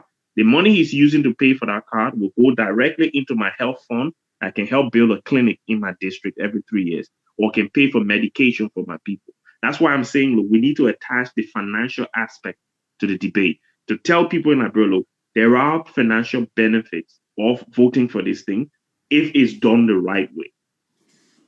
Thank you. Well, our time is so fast spent. Go ahead, Mr. Asoni. I think you have something to say, and then we can get our closing comment from our panelists. Mr. Sear, we are not hearing you. Mr. Sear, we can't hear you. Not yet. Okay. All right. Mr. Budy, can you hear me? I can hear you very loudly. All right. I think it's been a nice and spirited discussion. Let's conclude. Make your final point so that we can close the broadcast tonight. I know time is fast spent. Mr. Sear, let's try your microphone again. No, we are not hearing you. So let's go to Reverend Kruah to make your closing argument and your final points for the night. I'd like Fidel to go. I want to turn the light on. So okay, go ahead, Fidel. All right. Well, I think, look, on the issue of the term limit, my position is very clear. We should vote no, because it's going to cost too much money. And I think everyone listening to the broadcast tonight will already know that they Fidel man, let money be. You know, everything is tied to the money. Once it's going to hurt the pocket of the Liberian people, then me, I want it. So we vote no because it's going to cost too much money to be running elections so often. I think we should vote yes if it's logistically going to improve the elections, to changing it from October to November, because it means it's dry season. It means more people can go out to vote. It means that some people will not be disenfranchised because they're afraid to go out in the rain so that they don't get something in terms of sickness. And in terms of the dual nationality issue, my argument is, look, all along, the people who have been arguing for dual nationality have said, oh, Sierra Leone did it, like our brother just did. Oh, Ghana not do it. Oh, Nigeria. That's not a good argument to make. The argument has to be made about the money. There are financial benefits of passing a dual nationality bill. A lot of Liberians who left Liberia during the war, took up foreign nationalities, want to hold on and keep their Liberian nationality without having to sneak into the country every time they come. Because we don't, and those are some of the reasons why the system is not working. Because we're making it difficult for Liberians to be able to come back. Make it easy, and then make money from the process. So make it easy by voting yes. Put in place, like Ghana did in 2002, a cost. Because these people, every Liberian who has a second nationality is in a position of privilege. They can afford to pay $300 every 3 years. So he said, here's the card. This card is renewable every 3 years. $300. We're then going to take that money, set it up in a way that it goes directly into the pockets of those who are going to go on the 8th of December and vote yes. so that it's not going to government. It has to go, whether we give it to NGOs that are working in the health sector, whether we give it, but it cannot go directly to the government. The money comes, goes directly to this project, and it goes and help the Liberian people.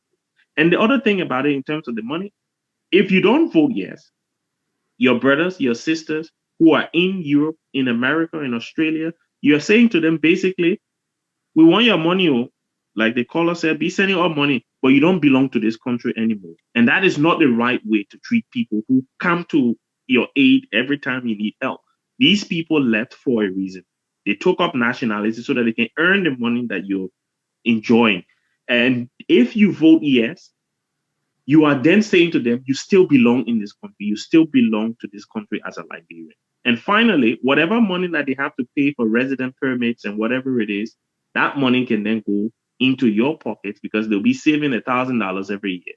And that's why I think all Liberians should advocate for voting yes. And I believe that all Liberians who have the power to vote, some of us went there, we can vote, should go out on the 8th of December and vote yes to the dual nationality bill. And then let's allow the legislators to craft the bill in a way that Liberians can benefit financially from it. Thank you. Thank you. Reverend Kruah. Yes, I want to thank Fidel for those very persuasive arguments. For me, I think that it's been too long. The night has been too long. The pain has been too long. Racialistic killings, racialistic murders. It's not the problem, it's a symptom of something. The fact that somebody in Liberia can become a millionaire, get $1.2 million just by running to become a person who's an elected official tells you the system is corrupt and broken. And as long as we carry that system, even if you put money into it, like you put it, there's a hole in the bucket, you put money, it's going to pass through, they will start building their towers with it. If the system doesn't work for you, if it has never worked for you, this system was not designed for you. It was designed by somebody else. It was not designed by you. It was not designed for your benefit at all. It has not worked for over 200 years in your benefit. Why are you keeping, what's the justification when you can create a new system? We don't need that rape cases going up. We don't need racialistic killing, racialistic rape, etc. It's a disgrace. Moreover, we have a situation where our country, our capital city is named after James Monroe, a slave trader. We're still in captivity. We're still not free.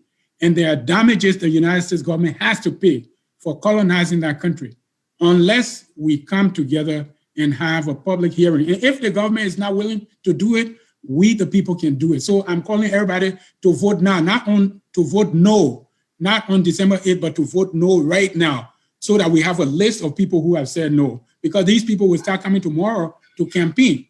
And if they already know you are on the no list, they'll be forced to make a decision that is going to be good for the place, for our country. So I urge everyone that can vote to vote no, because of the deception is going on too long. It cannot go on forever. It has to stop so that the racialistic killing can stop, so that the endemic corruption can stop, so that the rape cases can stop. And then we'll have a country that guarantees security, justice, and equal opportunities for all, including access for people to come to this United States, just how the president can come here, how the president got his children here. We have that same right too. And that's why we need to have this public hearing. Thank you so much, Reverend Kruah. Let me get a mic test again from Mr. Sia. All right, Mr. Sia, for some reason, so we're going to continue to work on that. But gentlemen, I want to thank you so much for the night. So I love the points that you gave, and we hope that our viewers will take that into account. This video will be posted on YouTube after the show, so that in case you miss it now, you can go there and watch it. Thank you so much. We want to thank all our viewers for staying here tonight with us. We at Focus on Liberia, we continue to do this. We pride ourselves in educating, elevating, and promoting all things Liberia. Right now, this show, what we do is our shows are now being relayed in Wiala, that's Mangibi County near Kakata, and we are in 9 counties. so that when somebody, you call people from Liberia from 9 counties, they will tell you that they listen to you and they understood what you were saying. Again, we want to say thank you so much for the time. Thank you to our viewers. Next week at this time on Sunday, we're going to be having the Liberian Study Association, what this association is all about, what they've been up to. Most of the time we complain, they say there are no books on Liberia. This group has done a lot when it comes to Liberian scholarship, and we're going to have them right here to explain what they are about. Until then, from me to you, we want to say thank you for watching. Remember, coronavirus is still out there. Make sure you observe all the protocols. As we end, we're going to leave you with one song, and that song says, "We are all Liberians." Whether you are dual citizen or half citizen or triple citizen, whether you are opposition or ruling position or no position, we are all Liberians. As you listen to the debate tonight, we all love the country. We all want the best for the country. We just have different approaches. That does not mean that anybody loves Liberia less or love Liberia more. We love Liberia the same way, and we are taking different approaches to make sure that this glorious land of liberty truly live up to that name, the glorious land of liberty. Until then, my name is Dennis Jah on behalf of all of us here at Focus on Liberia, saying good night and God bless you. Thank you. We are Liberians. Liberia is our home. Liberian people. Liberia, all we want. Liberia, oh. Liberia, all we want. Liberia, Liberia.